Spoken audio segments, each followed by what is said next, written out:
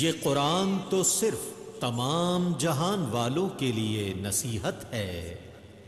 اعوذ باللہ من الشیطان الرجیم، بسم اللہ الرحمن الرحیم۔ ناظرین محترم، السلام علیکم ورحمۃ اللہ وبرکاتہ۔ میں ہوں آپ کا میزبان محمد رئیس احمد۔ الحمدللہ قرآن کریم کے حوالے سے منفرد پروگرام، اور ایک ایسا پروگرام کہ جس میں تلاوت قرآن کریم، ترجمہ اور تفسیر پیش کی جاتی ہے، یعنی کہ پیغام قرآن۔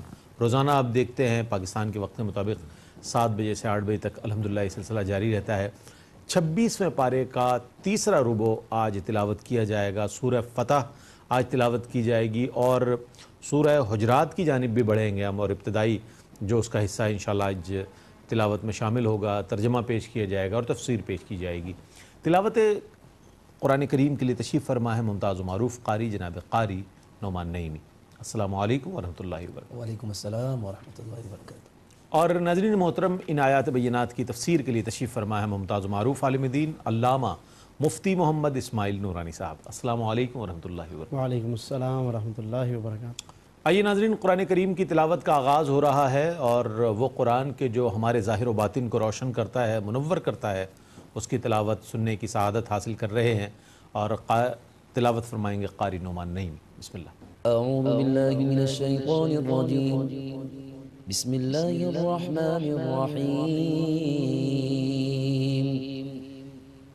لقد رضی اللہ عن المؤمنین اذ یبایعونک تحت الشجرة فعلم ما فی قلوبهم فانزل السکینة علیہم وأثابهم فتحا قریبا۔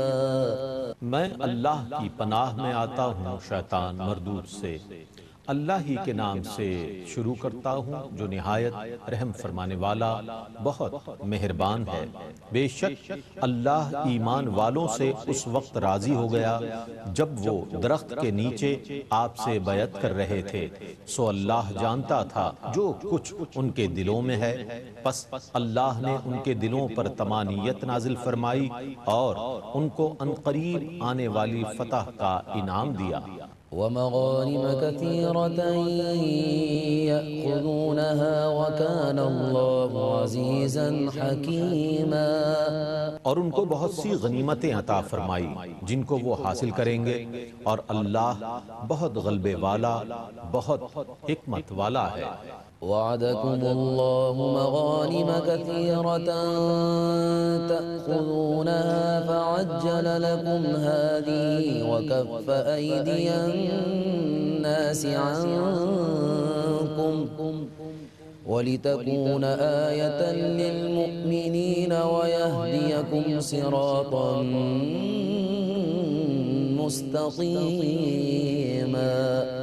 اور اللہ نے تم سے بہت سی غنیمتوں کا وعدہ کر لیا ہے جن کو تم حاصل کرو گے، پس یہ نعمت تو تم کو جلدی عطا فرما دی، اور لوگوں کے ہاتھوں کو تم سے روک لیا، اور تاکہ یہ نعمت مومنوں کے لیے نشانی ہو جائے، اور اللہ تمہیں صراط مستقیم پر ثابت قدم رکھے۔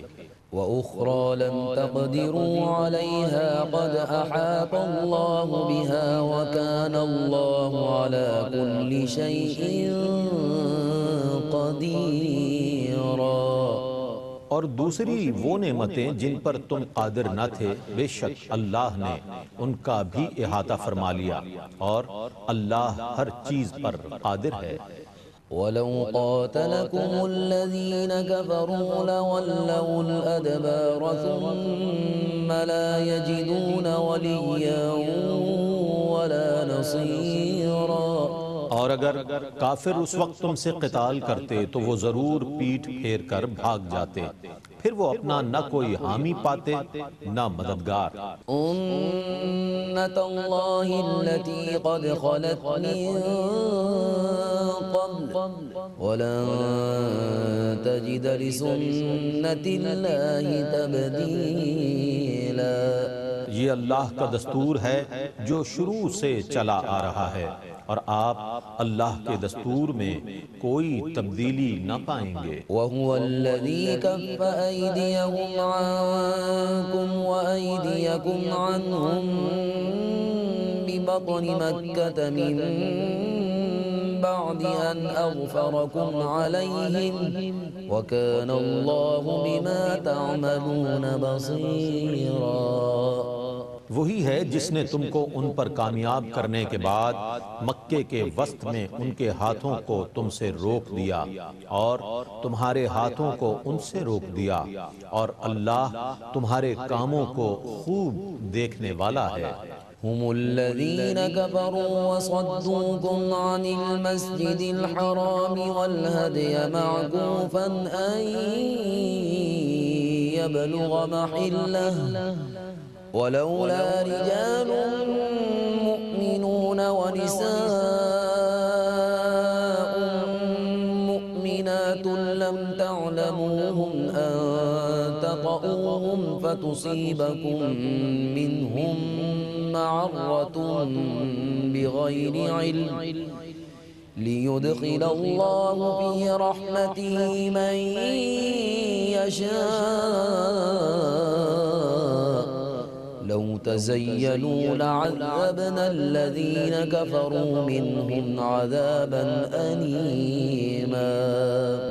یہ وہی لوگ ہیں جنہوں نے کفر کیا اور تم کو مسجد حرام میں جانے سے روک دیا اور قربانی کے لیے وقف جانوروں کو اپنی جگہ پہنچنے سے روکا۔ اور اگر یہ بات نہ ہوتی کہ جن مسلمان مردوں اور مسلمان عورتوں کو تم نہیں جانتے تم ان کی پامالی کا ذریعہ بنو گے، پھر ان کی طرف سے لا علمی میں تمہیں کوئی ضرر پہنچے گا تو تمہیں کفار سے قتال کی اجازت دے دی جاتی، لیکن یہ اجازت نہیں دی گئی تاکہ اللہ اپنی رحمت میں جس کو چاہے داخل کرے، اور اگر وہ مسلمان کافروں سے الگ ہوتے تو ہم ان کافروں کو دردناک عذاب دیتے۔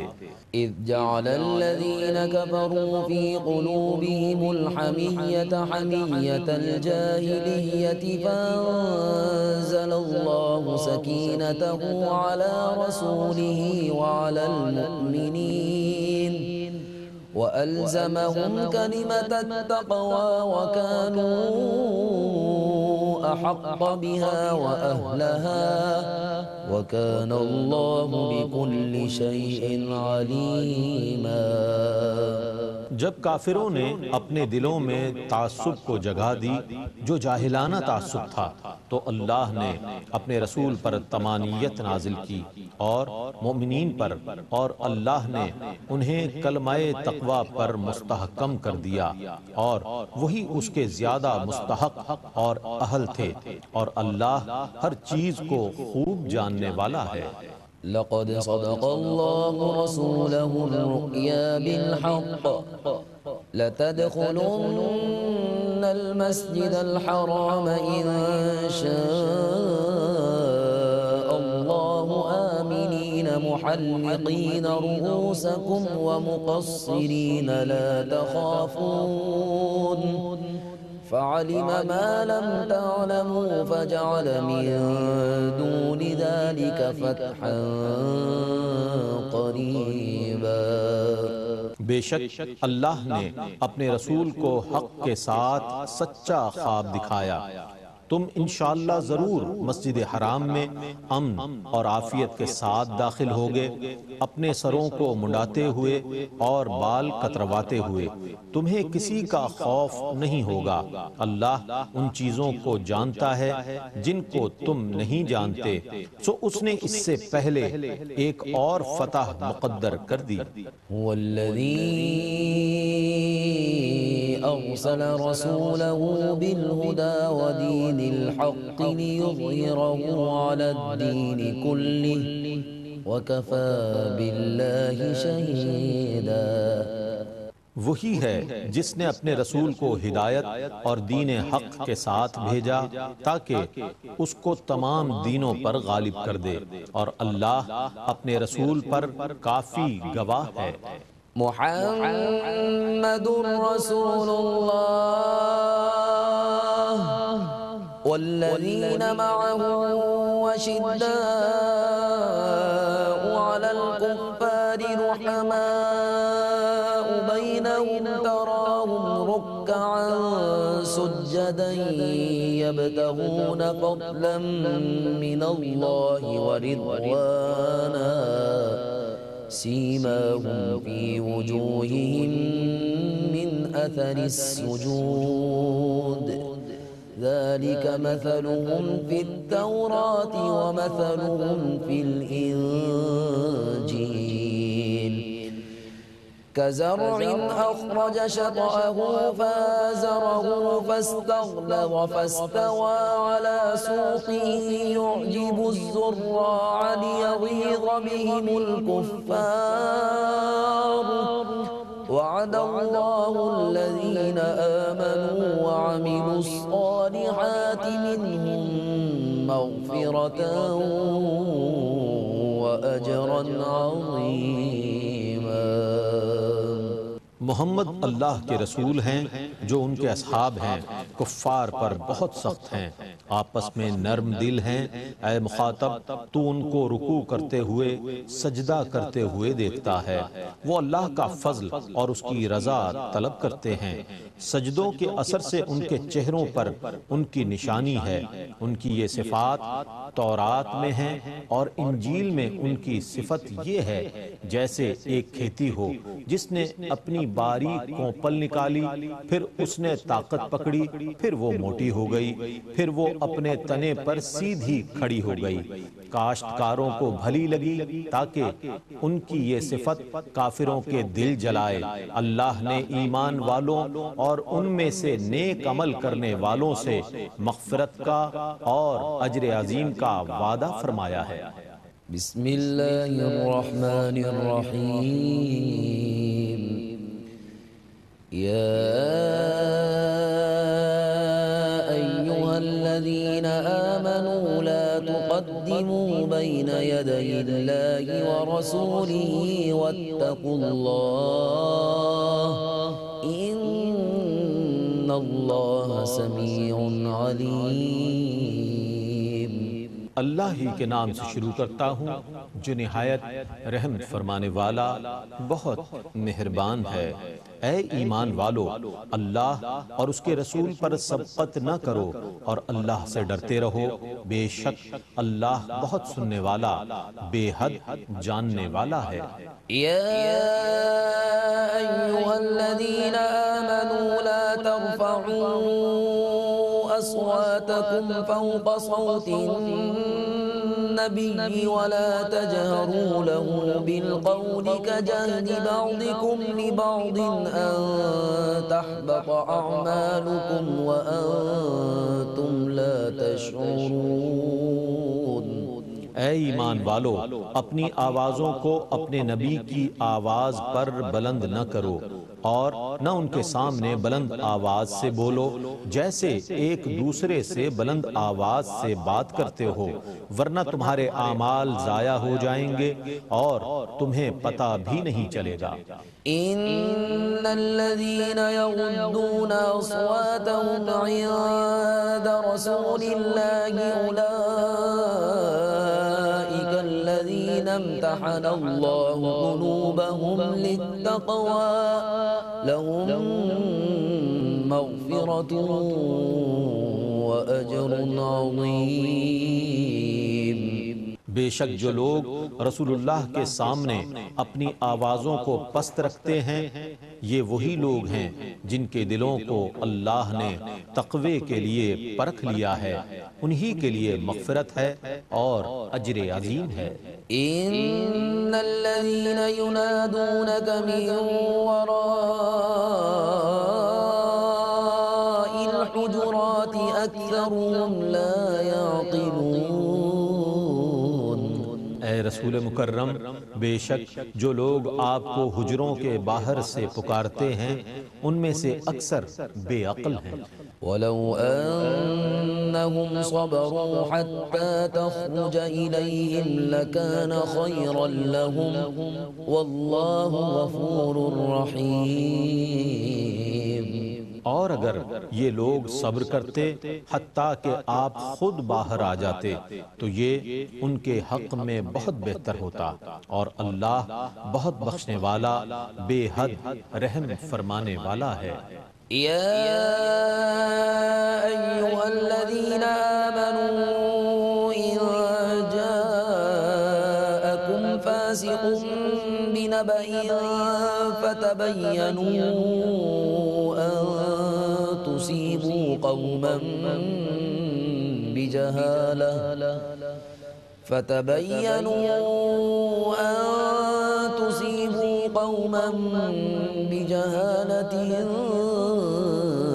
فتصبحوا على ما فعلتم نادمين۔ اے ایمان والو، اگر تمہارے پاس فاسق کوئی خبر لائے تو اس کی تحقیق کیا کرو، کہیں تم ناواقفیت سے کچھ لوگوں کو تکلیف پہنچا دو، پھر اپنے کیے پر پشیمان رہو۔ وَاعْلَمُوا أَنَّ فِيكُمْ رَسُولَ اللَّهِ لَوْ يُطِيعُكُمْ فِي كَثِيرٍ مِّنَ الْأَمْرِ لَعَنِتُّمْ وَلَكِنَّ اللَّهَ حَبَّبَ إِلَيْكُمُ الْإِيمَانَ وَزَيَّنَهُ فِي قُلُوبِكُمْ وَكَرَّهَ إِلَيْكُمُ الْكُفْرَ وَالْفُسُوقَ وَالْعِصْيَانَ أُولَئِكَ هُمُ الرَّاشِدُونَ۔ اور یاد رکھو کہ تم میں اللہ کے رسول ہیں، اگر وہ بہت سی چیزوں میں تمہارا کہا مان لیتے تو ضرور تم مشقت میں پڑ جاتے، لیکن اللہ نے تمہاری طرف ایمان کی محبت ڈال دی ہے اور اس کو تمہارے دلوں میں خوشنما بنا دیا ہے، اور تمہارے نزدیک کفر اور فسوق اور معصیت کو ناپسندیدہ بنا دیا ہے۔ یہی لوگ ہدایت یافتہ ہیں۔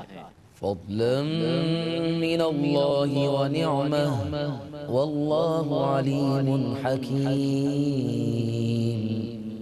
یہ اللہ کا فضل اور اس کی نعمت ہے، اور اللہ بے حد جاننے والا، حکمت والا ہے۔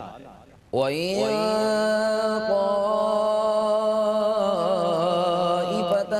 مِنَ الْمُؤْمِنِينَ اقْتَتَلُوا فَأَصْلِحُوا بَيْنَهُمَا فَإِن بَغَتْ إِحْدَاهُمَا عَلَى الْأُخْرَى فَقَاتِلُوا الَّتِي تَبْغِي حَتَّى تَفِيءَ إِلَى أَمْرِ اللَّهِ فَإِن فَأَصْلِحُوا بَيْنَهُمَا بِالْعَدْلِ وَأَقْسِطُوا إِنَّ اللَّهَ يُحِبُّ الْمُقْسِطِينَ۔ اور اگر مومنوں کے دو گروہ باہم جنگ کریں تو ان میں صلح کرا دو، پھر اگر ان میں سے ایک گروہ دوسرے پر زیادتی کرے تو زیادتی کرنے والے گروہ سے جنگ کرو حتیٰ کہ وہ اللہ کے حکم کی طرف رجوع کر لے، پس اگر وہ رجوع کر لے تو ان میں عدل کے ساتھ صلح کرا دو اور انصاف سے کام لو، بے شک اللہ انصاف سے کام کرنے والوں کو پسند فرماتا ہے۔ انما المؤمنون اخوة فاصلحوا بين اخويكم واتقوا الله لعلكم ترحمون۔ بے شک سب مومن آپس میں بھائی ہیں تو اپنے بھائیوں میں صلح کراؤ اور اللہ سے ڈرتے رہو تاکہ تم پر رحم کیا جائے۔ الحمدللہ قرآن کریم کی تلاوت اور ترجمہ پیش کیا گیا۔ آئیے ان آیات بینات کی تفسیر کے لیے اور تفہیم کے لیے ہم چلتے ہیں علامہ مفتی محمد اسماعیل نورانی صاحب کی جانب۔ بسم اللہ پڑھیں۔ بسم اللہ الرحمن الرحیم۔ الحمدللہ رب العالمین والصلاة والسلام علی سید الانبیاء والمرسلین۔ معزز ناظرین، الحمدللہ آج کی اس نشست میں 26ویں پارے کے تیسرے ربع کی تلاوت کی گئی ہے، جس میں سورہ فتح کی تکمیل ہوئی ہے اور اس کے ساتھ ساتھ سورہ حجرات کا آغاز کیا گیا ہے۔ سورہ فتح کی آیات کی تفسیر کل ہم نے شروع کر دی تھی۔ اس میں آیت نمبر 8 اور آیت نمبر 9 اپنے مضمون کے اعتبار سے بہت زیادہ قابل غور ہے۔ اللہ رب العالمین نے اس میں سرکار دو عالم صلی اللہ علیہ وسلم کے اوصاف بیان کیے ہیں، فرمایا، اور مقاصد نبوت کی طرف بھی اشارہ فرمایا۔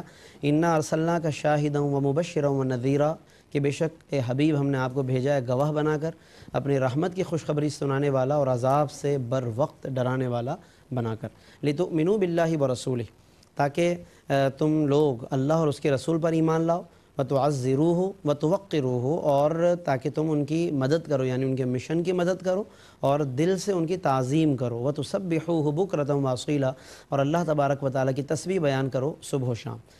اس آیت مبارکہ میں اللہ رب العالمین نے وہ سلوک بیان فرمایا کہ جو ایک صاحب ایمان کو نبی مکرم صلی اللہ علیہ وسلم کے معاملے میں اور ان کی ذات پاک کے ساتھ ایمان لانے کے حوالے سے کرنا چاہیے۔ اور یہاں پر ایک خوبصورت بات یہ ہے کہ اللہ رب العالمین نے ایک جانب ایمان کو پہلے بیان کیا، لِتُؤْمِنُوا بِاللَّهِ وَرَسُولِهِ، اور پھر درمیان میں تعظیم و توقیر کی بات فرمائی، اور آخر میں تسبیح کی بات، تسبیح سے عبادت کی طرف اشارہ ہے۔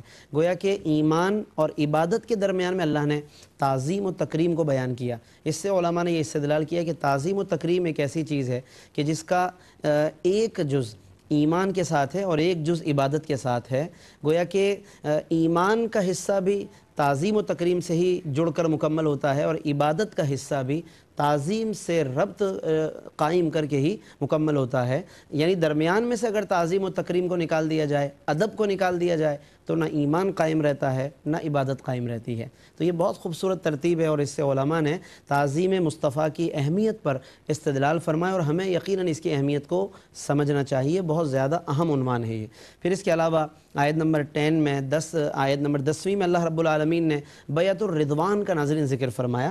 بیعت رضوان یہ وہ بیعت کہ جو صلح حدیبیہ کے موقع پر پیش آئی، کہ جب حضرت عثمان غنی کو حضور علیہ السلام نے نمائندہ بنا کر اور کفار کے ساتھ مذاکرات کرنے کے لیے آپ صلی اللہ علیہ وسلم نے انہیں مکے کی طرف روانہ فرمایا، اور پیچھے اس طرح کی افواہ اڑا دی گئی کہ حضرت عثمان غنی کو شہید کر دیا گیا ہے۔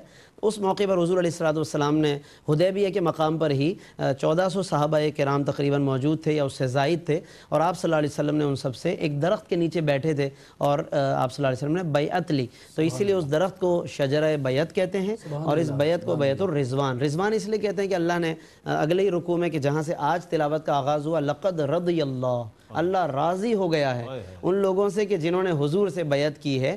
تو وہ چونکہ رضا مندی کا اعلان ہے، تو اس لیے اس کا نام بیعت الرضوان رکھا گیا ہے۔ اور اللہ نے اس بیعت کی کیا فضیلت بیان فرمائی کہ فرمایا ان الذین یبایعونک، اے محبوب جو آپ سے بیعت کرتے ہیں، انما یبایعون اللہ، وہ اللہ سے بیعت کر رہے ہیں، اور فرمایا ید اللہ فوق ایدیہم، ان کے ہاتھوں پر اللہ کا ہاتھ ہے، یعنی کہ اللہ رب العالمین نے براہ راست اپنے حبیب کے ہاتھ کو اپنا ہاتھ قرار دیا، اور حضور کے ساتھ معاملہ کرنے کو اپنے ساتھ معاملہ قرار دیا۔ یہاں سے یہ بات پتہ چلی کہ جب بیعت کرنا نبی سے اور نبی کے ہاتھ کی طرف، نبی کے ہاتھ پر اور نبی کی طرف رجوع کرنا، اللہ کی طرف رجوع کرنا ہے، نبی سے بیعت کرنا، اللہ سے بیعت کرنا ہے، تو نبی سے مدد طلب کرنا گویا کہ اللہ ہی سے مدد طلب کرنا ہے، نبی کی تعظیم کرنا اللہ ہی کی تعظیم کرنا، بلکہ نبی کا ذکر کرنا اللہ ہی کا ذکر کرنا ہے۔ تو ہمیں یہ ایسی کئی آیتیں ملیں گی قرآن میں کہ جہاں نبی کے معاملے کو اللہ نے اپنا معاملہ قرار دیا ہے۔ تو اس سے ہمیں یہ بات سیکھنی چاہیے کہ نبی صلی اللہ علیہ وسلم کی تعظیم و تکریم کے جتنے بھی معاملات ہیں وہ یقیناً اللہ تبارک و تعالیٰ کی تعظیم و تکریم میں ہی شمار کیے جاتے ہیں۔ پھر اس بیعت کی اہمیت کے ساتھ ساتھ یہاں پر ایک بات میں یہ بھی عرض کرتا چلوں کہ ید اللہ فوق ایدیہم جب اللہ نے فرمایا ہے کہ اللہ کا ہاتھ ان کے ہاتھوں پر ہے، تو حضور علیہ السلام جب بیعت کر رہے تھے، تمام صحابہ کرام آپ صلی اللہ علیہ وسلم کے دست مبارک پر ہاتھ رکھ کر بیعت کر رہے تھے۔ اب حضرت عثمان غنی کا جب معاملہ آیا، وہ موجود نہیں تھے اس موقع پر، مکہ مکرمہ گئے ہوئے تھے اور کفار سے مذاکرات کرنے کے لیے نمائندہ بن کر گئے ہوئے تھے۔ تو جب حضرت عثمان غنی کا ناظرین بیعت کا معاملہ آیا کہ وہ موجود نہیں اور اتنی اہم فضیلت کے موقع پر موجود نہیں ہے، تو کتنی حیرت انگیز یہ روایت ہے اور کتنا عظیم مقام ہے سیدنا عثمان غنی کا کہ اس موقع پر حضور علیہ السلام نے اپنا ایک دست مبارک اپنے ہی دوسرے ہاتھ میں رکھ کر فرمایا اللہم ہاذہ ید عثمان، اے اللہ یہ عثمان کا ہاتھ ہے اور میں ان کی طرف سے بیعت کرتا ہوں۔ یعنی خود ہی حضور بیعت کر رہے ہیں اپنے ہی دست مبارک پر حضرت عثمان غنی کی طرف سے۔ اور یہاں پر یہ بات بھی یاد رکھیے کہ بیعت ہمیشہ زندہ کی طرف سے کی جاتی ہے، جو جا چکا ہو دنیا سے اس کی طرف سے نہیں۔ تو اس کا مطلب حضور علیہ السلام کو یہ علم تھا کہ عثمان کے بارے میں جو افواہ اڑائی گئی وہ محض ایک افواہ ہے، حضرت عثمان غنی کی طرف سے آپ صلی اللہ علیہ وسلم کا بیعت کرنا اس بات کی دلیل ہے کہ آپ کو اپنے غلام حضرت عثمان غنی کے بارے میں علم تھا اور اندازہ تھا۔ بلکہ اس کی ایک اور بین دلیل یہ ہے کہ ادھر حضرت عثمان غنی کو جب کفار نے کہا کہ آپ چاہیں تو طواف کر لیں، تو حضرت عثمان غنی نے کیا کہا کہ میں اپنے نبی کے بغیر کیسے طواف کر لوں، بلکہ یہاں تک کہا کہ اگر 10 سال تک بھی تم نبی کو حدیبیہ کے مقام پر روکے رکھو تو عثمان کی مجال نہیں کہ وہ نبی کے بغیر طواف کر لیں۔ اور ادھر خود حضور علیہ السلام کا بھی کہ علم کا اندازہ لگائی کہ جب صحابہ نے عرض کیا کہ یا رسول اللہ حضرت عثمان غنی کے لیے تو بہت اچھا ہو گیا، وہ تو خوب طواف کر رہے ہوں گے، حضور نے فرمایا کہ میں نہیں سمجھتا کہ عثمان میرے بغیر طواف کر لیں گے۔ یعنی خود سرکار بھی وہی بات فرما رہے ہیں جو حضرت عثمان غنی وہاں پر کفار کے سامنے کہہ رہے ہیں، تو یقیناً سرکار کو یہ بات معلوم تھی۔ باقی بیعت کرنا اس لیے تھا تاکہ صحابہ کو شرف بھی مل جائے، بیعت الرضوان کا موقع تھا، اللہ کی رضا چونکہ اس پہ مرتب ہونی تھی تو یہ سعادت مرتب کی گئی۔ باقی اس کے علاوہ پھر اگلے رکوع میں اللہ رب العالمین نے ان مخلفین کا ذکر کیا۔ مخلفین سے مراد وہ دیہاتی یا وہ قبائل کے لوگ کہ جو پیچھے رہ گئے اور انہیں ساتھ چلنے کو کہا تھا کہ چلو ہم مکے چلتے ہیں، لیکن وہ مختلف بہانے بنا کر پیچھے رہ گئے اور انہیں یہ تھا کہ یہ تو واپس آئیں گے ہی نہیں۔ لیکن اب جب صلح کر کے حضور واپس لوٹ رہے ہیں، صلح حدیبیہ سے لوٹ رہے ہیں، تو انہوں نے جلدی جلدی بہانے سوچنے شروع کیے کہ اب حضور کے سامنے ہمیں کچھ نہ کچھ بہانے بنانے ہوں گے۔ ان میں منافقین بھی تھے، کچھ نئے نئے وہ قبائل بھی تھے کہ جو اسلام سے وفاداری کا اعلان کرتے رہتے تھے، تو ان کی بہانے یہاں پہ بتائے گئے ہیں کہ وہ کہیں گے، پہلے سے اللہ نے بتا دیا حضور کو کہ جیسے ہی آپ مدینے پہنچیں گے اب یہ بہانے بنانے والے آ جائیں گے کہ ہم آپ کے ساتھ تو نہیں جا سکے، کیوں شغلتنا اموالنا و اہلونا، ہمارے مال و متاع اور اہل و عیال کی بہت ساری ذمہ داریاں تھیں، فاستغفر لنا، تو آپ ہمارے لیے بخشش طلب کریں۔ لیکن یہ صرف اوپری باتیں تھیں ان کی، ما لیس فی قلوبہم، دل میں یہ باتیں نہیں تھی، دل میں کچھ اور ہی انہوں نے رکھا ہوا تھا۔ تو یہ تمام باتیں ہیں کہ دل میں کیا تھا وہ بھی بتا دیا، بل ظننتم، ان کا گمان تو یہ تھا، اللہ ینقلب الرسول والمؤمنون، کہ رسول بھی واپس نہیں آئیں گے، مسلمان بھی واپس نہیں آئیں گے۔ تو یہ اس طرح کی باتیں سوچتے رہتے تھے۔ اللہ تبارک و تعالیٰ نے اپنے حبیب کو ان کی پوری کیفیت بتا دی، حتیٰ کہ جب کبھی کسی جہاد سے مال غنیمت کا معاملہ آتا تو اب یہ تیزی سے کہتے تھے کہ ذرونا نتبعکم، کہ اب ہم تمہارے ساتھ چلنا چاہتے ہیں تاکہ مال غنیمت میں ہمیں کچھ حصہ مل جائے۔ تو یہاں پر ان مخلفین کا ذکر کر کے ہم اہل ایمان کو توجہ دلائی گئی کہ ہم ہیلے بہانوں کا شکار نہ ہوں۔ جب کبھی دین کے لیے وقت آئے، دین پر کوئی وقت آئے، تو ہم جو ہو سکتا ہے ہم سے، ہم اس کے لیے کوشش کریں۔ ہیلے بہانے والوں میں ہم اپنے آپ کو شامل نہ کریں کہ اللہ نے انہیں ہرگز پسند نہیں فرمایا۔ باقی اس کے علاوہ ناظرین، جب ان ہیلے بہانے والوں کا جب ذکر آیا اور ان کی مذمتیں نازل ہوئی تو آپ دیکھیں کہ مسلمانوں میں جو معذورین تھے، پاؤں سے معذور، آنکھوں سے معذور، ایسے لوگ جو جہاد میں نہیں جا سکے، حضور کے ساتھ سفر نہیں کر سکے، انہیں خوف لاحق ہوا کہ کہیں اللہ تعالیٰ ہم سے بھی ناراض نہ ہو۔ تو یہ خوف خدا کی کیفیت ہے۔ تو اللہ نے فرمایا لیس علی الاعمی حرج، نابینا پر کوئی حرج نہیں ہے، ولا علی الاعرج حرج، اور جو پاؤں سے معذور ہے اس پر بھی فرمایا کوئی حرج نہیں، ولا علی المریض حرج، اور بیمار پر بھی کوئی حرج نہیں۔ تو ان کا مقام اور ان کا ذکر اللہ نے اس انداز سے فرمایا۔ تو یقیناً یہ وہ لوگ ہیں کہ جن کے دلوں میں دائمی خوف خدا ہے، تو وہ پھر ڈرتے رہتے ہیں۔ جب کسی کے بارے میں بھی آیت نازل ہوتی ہے تو وہ اس کو اپنے پر رکھ کر سوچتے ہیں۔ یہی ہم بات مختلف نشستوں میں کر چکے ہیں کہ ہمیں وہ آیتیں جو کفار کے بارے میں، منافقین کے بارے میں نازل ہوئی، ہمیں اپنے آپ پر رکھ کر ضرور غور کرنا چاہیے، جیسا کہ یہ اہل ایمان کا وتیرہ رہا ہے۔ پھر اس کے بعد وہ رکوع آیا جس میں اللہ نے اپنی رضا کا اعلان فرمایا، لقد رضی اللہ عن المؤمنین، کہ اللہ ان بیعت کرنے والوں سے راضی ہو چکا ہے، جس کی تفصیل ہم پیچھے ذکر کر چکے ہیں۔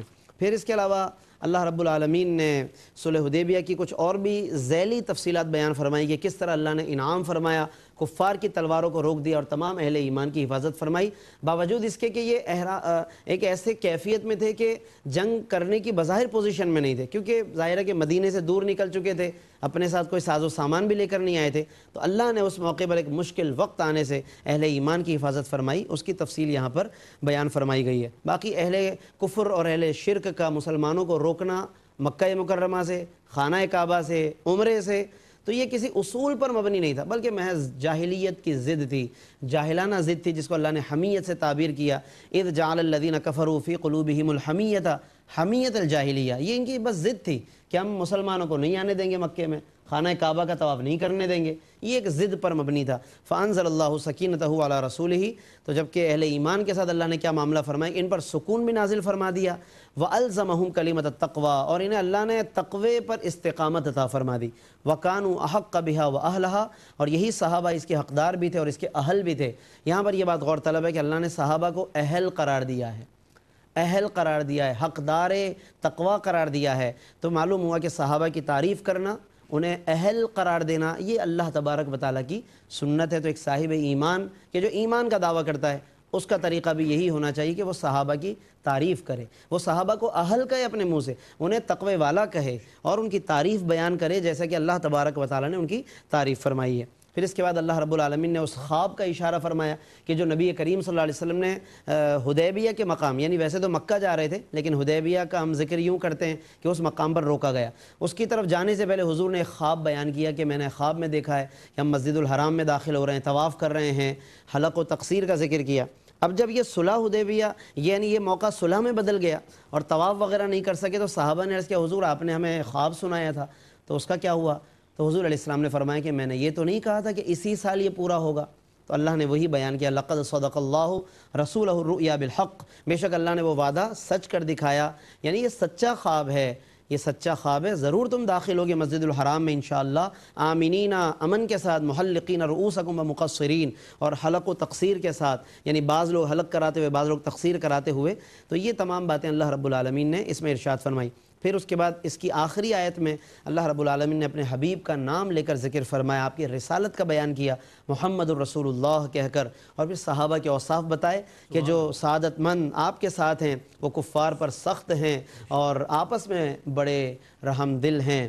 یہ ہو حلقہ یاراں تو برشم کی طرح نرم، رزم حق و باطل ہو تو فولاد ہے مومن. یہ اللہ رب العالمین نے صحابہ کے اوصاف بیان فرمائے، ان کا رکوع سجود بیان کیا اور ان کے چہروں کا نور بھی بتایا ہے. سیماہم فی وجوہہم من اثر السجود، سجدے کے اثر سے ان کے چہرے بڑے پر نور ہیں. بعض لوگ اس سے پیشانی پر کوئی نمایاں بلیک کلر کا نشان سمجھتے ہیں، تو علماء نے اس کا رد کیا ہے کہ ضروری نہیں کہ اس طرح کا نشان ہو، وہ تو کسی ایسے کو بھی نکل آتا ہے جس نے کچھ بھی نہ کیا ہو، تو یہ لازم نہیں ہے. ہاں اچھے تقوی والوں کو بھی وہ نشان نمودار ہو جاتا ہے، لیکن علماء نے فرمایا کہ اصل اس سے چہرے کی وہ نورانیت مراد ہے کہ جو اللہ تبارک و تعالیٰ انہیں کشش کی صورت میں عطا فرماتا ہے. تو یہ صحابہ کے اوصاف مسلسل اللہ رب العالمین نے اس صورت میں بیان کیے. آج کی اس تلاوت میں ناظرین سورہ حجرات بھی تلاوت کی گئی کچھ حصہ، لیکن چونکہ اس کی تلاوت ابھی جاری ہے تو انشاءاللہ کل کی نشست میں ہم سورہ حجرات کی تفسیر کا آغاز کریں گے، یعنی اس کا کچھ اختصار کے ساتھ ذکر کریں گے اور مزید جو اس پارے میں صورتیں ہیں اس کا بیان کریں گے.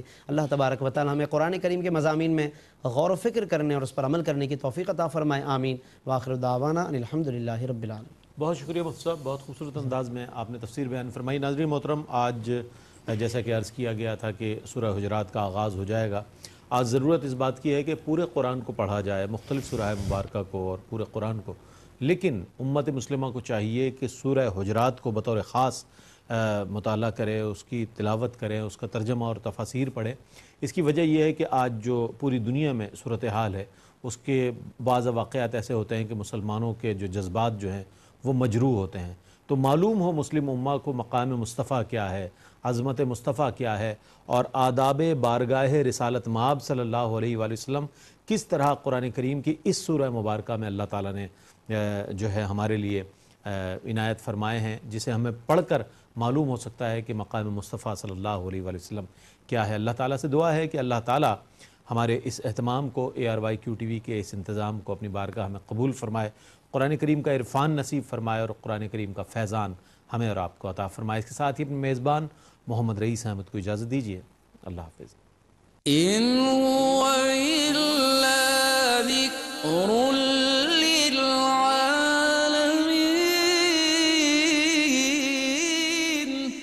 یہ قرآن تو صرف تمام جہان والوں کے لیے نصیحت ہے.